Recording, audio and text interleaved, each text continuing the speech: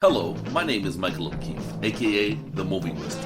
If you enjoy this interview and want to hear more top-notch film industry conversations, please press the thumbs up, subscribe to this channel, and hit the bell to stay in the know. Hello, Justin McConnell and Daryl Shaw. Please tell me why you wanted to make Clapboard Jungle, surviving the independent film business. Well, initially it was for two reasons on my side. I had just finished my last documentary, Skull World, and I was trying to figure out the next idea that I could do sort of out of pocket, because I realize with a lot of the documentary stuff I make, it's really difficult to raise funds for them because of the way I produce them. And I figured that something that didn't exist that would be really great to have in the market would be sort of what I wish existed when I was first starting out in film, a kind of initial door-opening guide to just how the film industry operates. So I set out to kind of make a film school in a box, knowing full well that as my career developed and as the years went on, as I created this thing, I'd probably have some kind of a decent arc to be able to show people sort of the ups and downs of the industry while supporting it with a bunch of interviews. And I figured it was something that I could produce essentially on my own. I mean, Daryl's been involved since pretty much the beginning, but when it comes to actually going out and doing interviews and stuff like that, it could be just something I produce on the side while I'm getting a bunch of other stuff done. So that was kind of the impetus for trying to get this thing done. What could I make that would be useful and that would potentially be successful down the road with the almost zero pocket change I have to my name? Well, ultimately, it's a very kind gesture of you to share your experiences to help emerging or aspiring filmmakers. I guess you could call it that. I mean, I'm sure there are people that are going to interpret it as some kind of a vanity project too. If right. I want to throw that out there, because I did turn the camera on myself. I kind of self-Truman showed my life to an extent. But I really want, and that's part of the reason I brought Daryl on so early. And then other producers as time went on, and Daryl can speak to this in a second, is I really wanted other voices in the process giving me distance so that it didn't turn into a self-serving thing. Because as much as I that was my goal, I didn't want me to lose focus of why I was doing it. It wasn't the Justin McConnell show. It was here's one sample of one guy out of thousands of people trying to do this, and here's what happened kind of thing, as opposed to, hey, look at how cool this dude is.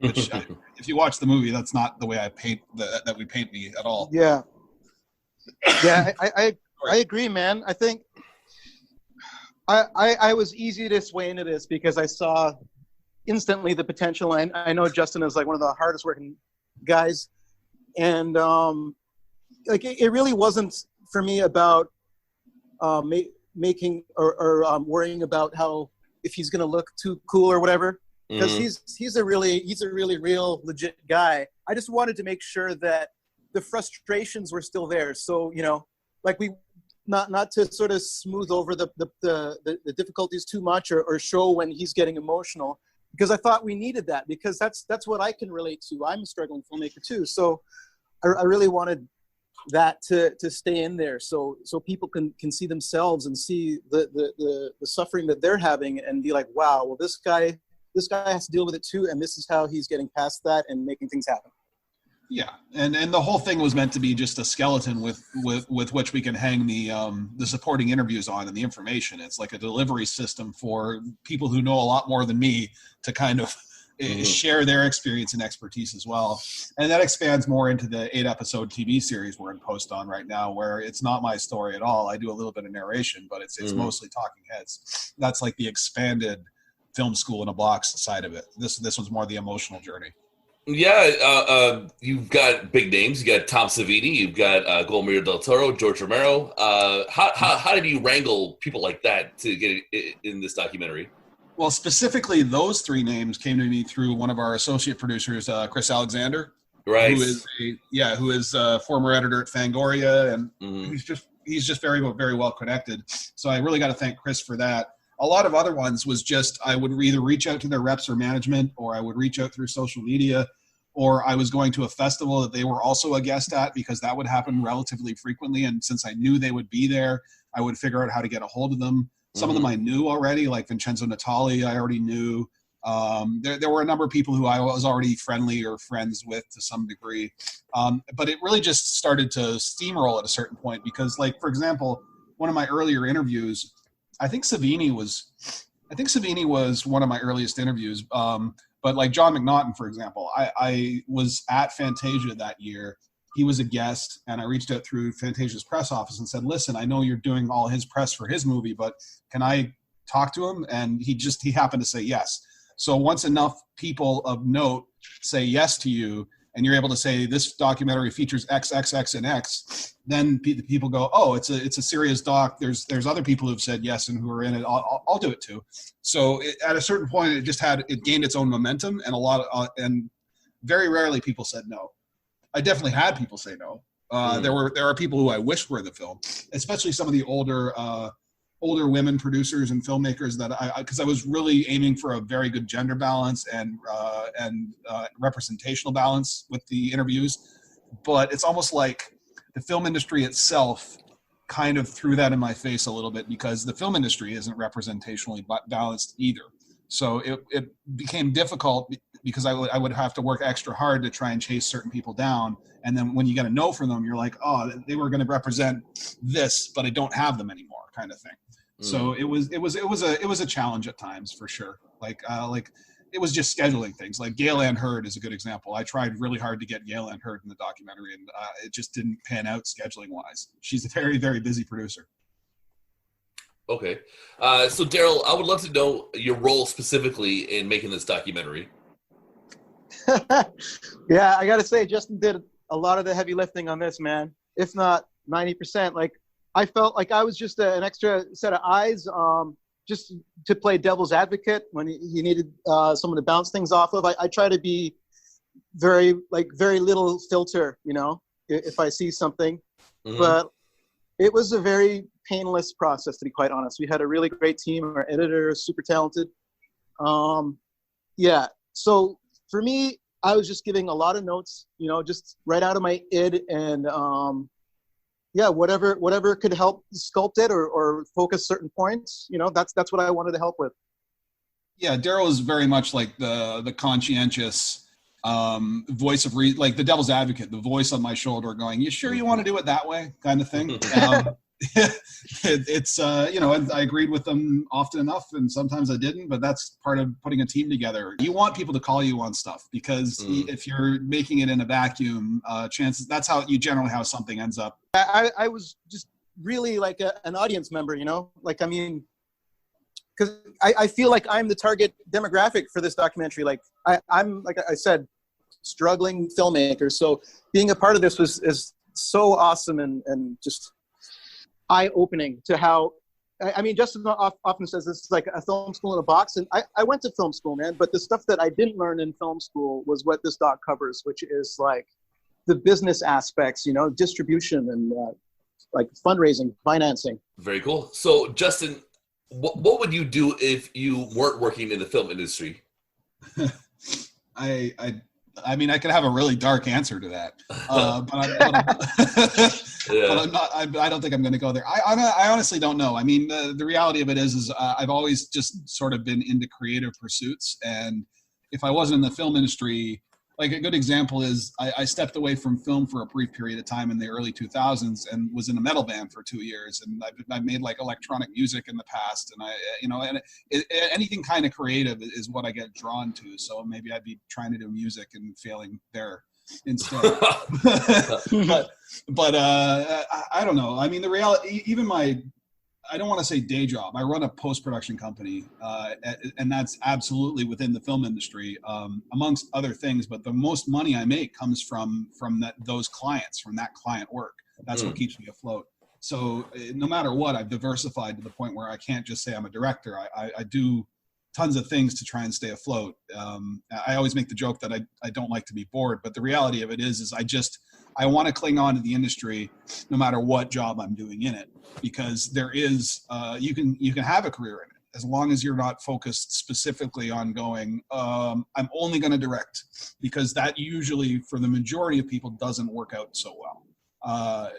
You kind of still need to put food on the table. There is a percentage of people who are super successful as only directors, but that's more the exception than the rule. I honestly don't know what I'd be. When I was a kid, I wanted to be a criminologist or a paleontologist, and that's right in the doc. That's actually true. But that's a childhood thing, right? That was like me seeing Jurassic Park or Silence of the Lambs or like, Copycat or some movie and going, that looks like a cool job. But it looks like a cool job in a movie, right? Right. Tell me about selling a film. What does that entail? Selling a film or this film? A film. Yeah. Well, I mean, there's maybe with Lifechanger, for example. North America was sold before we shot a frame. Part of our financing was a U.S. distributor paid for a chunk of the budget, a Canadian distributor paid for a chunk of the budget, and took our international sales rights. They were also our sales agents. So the way it kind of works is, the way it technically works most of the time is you either get a sales agent before you start shooting, or you shoot the film, do some festivals, and then sign with a sales agent or distributors that approach you, or you shop it around to them at markets or through emails or through contact lists or whatever it happens to be. But with Lifechanger, it was unique because we already had North America covered before we started shooting it, because it was paid for by distributors. And then it was just a matter of Raven Banner, our international salespeople, taking it to various markets around the world, Film Art in Hong Kong, Cannes, Berlin, whatever, and selling it at their booth to various buyers that come by that know them from all the other titles that they've been selling. So there's like a middleman process. You can directly sell it yourself, but usually you're going to get better deals if you have the right sales agent with the right contacts hitting their lists of people that have bought from them before, because there's a trust there. Because it's not just about being able to sell. It's one thing to have a movie and somebody says, oh, I want to buy that. It's another thing entirely to effectively deliver it in a way that it doesn't fail the quality control process, in a way that doesn't cost the distributor unnecessary money because maybe the filmmaker is inexperienced with delivering properly. Because it's not just, here's the file for the film, go put it out. It's here's the file for the film. Here's all of the legal documentation needed that proves that we can successfully sell the film without being sued. Here is our insurance policies. There's just this long list of things that you need to have to be able to properly distribute a film around the world. And it's not just as simple as I've shot a film, now I'll sell it. So there's a lot of moving parts involved. But Lifechanger was definitely unique because we had it mostly sold for like in the major territories before we started shooting it. Other movies I made though, a good example is years ago, I made a movie called The Collapsed, which was like tiny. We shot it for $40,000 up front, but I finished it to the point where I had a rough cut. Then when I met Raven Banner the first time in 2010 or 2011, I think it was 2010 in LA at AFM, even though we're all from Toronto, they signed it and started selling it. They sold it to Japan. Japan's buy gave me enough money to finish the film, the sound mix and the color, because I didn't have enough money for that. Then when that was done, it started selling to other territories. Germany and Lionsgate bought it in the UK. Anchor Bay bought it for a whole bunch of territories. And it kind of steamrolled gradually over about a 6-month period. This tiny little movie. That's one way it can go too. When it comes to a much bigger movie, a lot of times they pre-sell territories before they shoot as well, because that's how they put the money together. Mark of Cain's a good example of that. That's a movie we're putting together that's significantly higher budget than Lifechanger. We were supposed to already have shot it by now, but COVID killed everything. And but we found a sales company that was putting money up ahead of time against the possibility of the world sales that it could do, kind of thing. All right. For people, for artists or creators, whatever you want to say, who are more insular, what should they keep in mind when they are marketing or selling a film? Well, there's a few things. One of them is that your movie, as much as it means something to you, to everybody else, it's just trivia. It's an answer a few years down the road where somebody says, hey, name this movie about X, X, X, and X, and maybe they win a free beer. It doesn't mean as much to other people as it means to you. So knowing that you're going to a market with something that doesn't really have a ton of value, you need to somehow convince people that it has value enough that they give up 90 minutes of their life to sit down and watch it. And in order to do that, you need to make it both appealing, but you also need to not be annoying about it. So if you flood your social media every 3 minutes with something about your movie, they're going to not want to see your film, or support you, they're going to tune out because there's so much competition for their eyes and for their time. But the other thing that's really important, and I can't stress how important this is, a good trailer and a good poster is the difference between life and death for your movie. Absolutely, yeah. Yeah.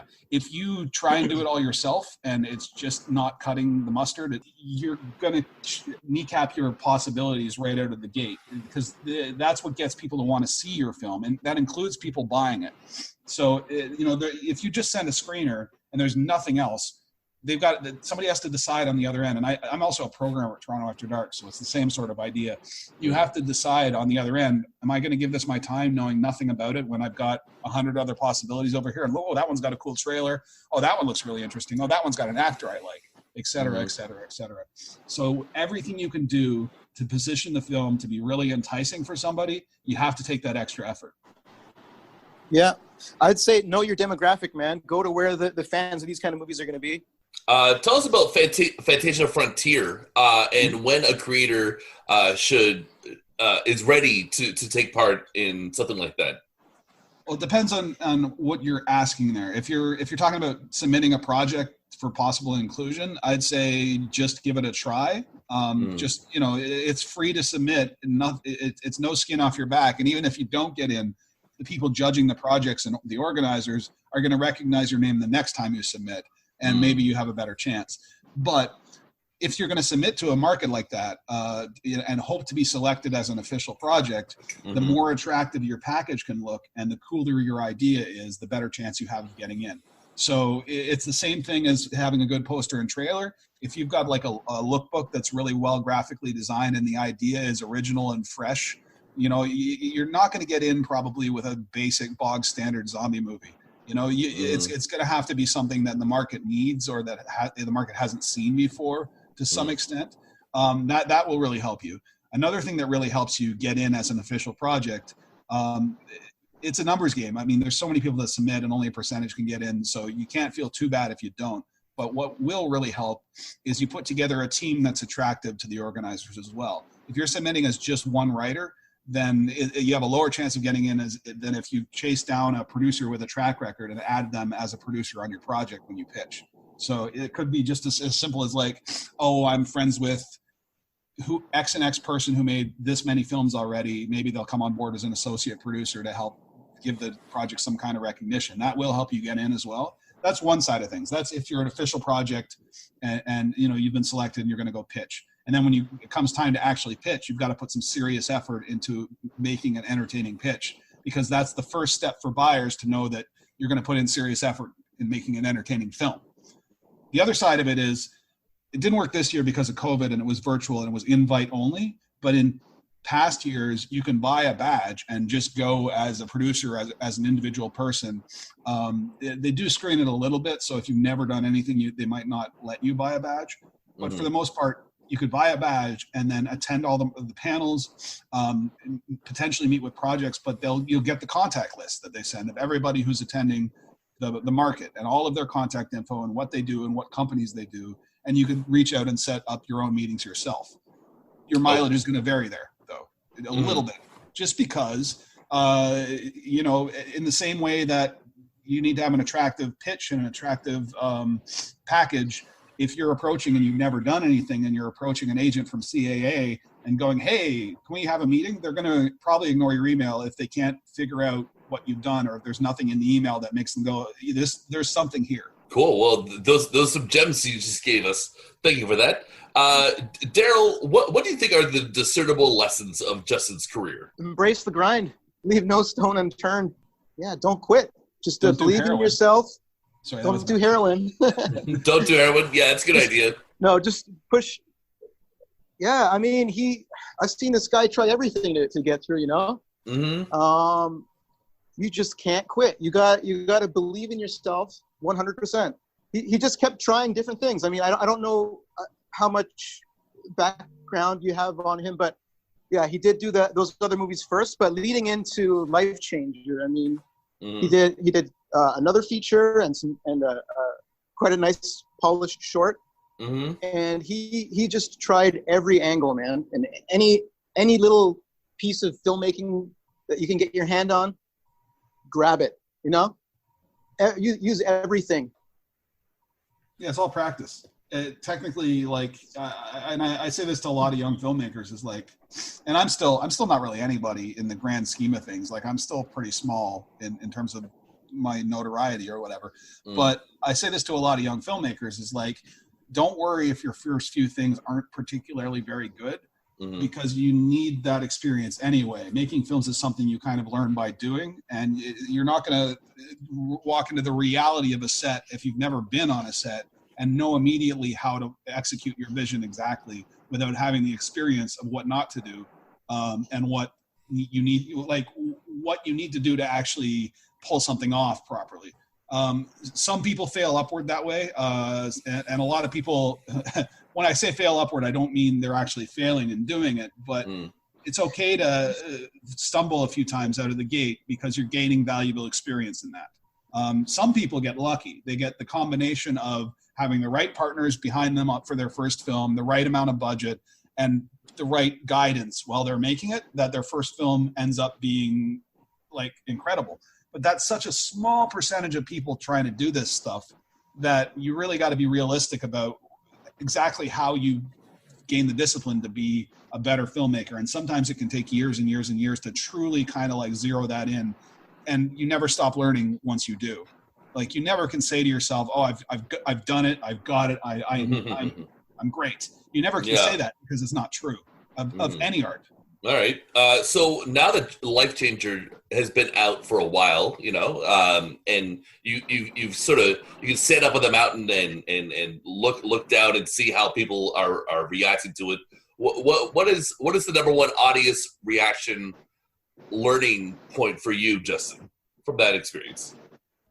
That somehow people cry at the ending, which was I've actually sat in theaters and people physically are weeping at the ending, which it doesn't work that way for everybody, but I didn't expect my scrappy little horror film to make people actually have an emotional experience like that. There's definitely people who completely are the opposite of that and tune out completely and just don't like it in any way, shape, or form. I think everything I make is going to split the audience probably to some degree, but I think, like, taking a God's eye view of it, there's little things in the film I probably would have changed in hindsight, and part of that was just there were some days on set where we got screwed in some ways, and we just weren't able to execute stuff the way it was envisioned for various reasons.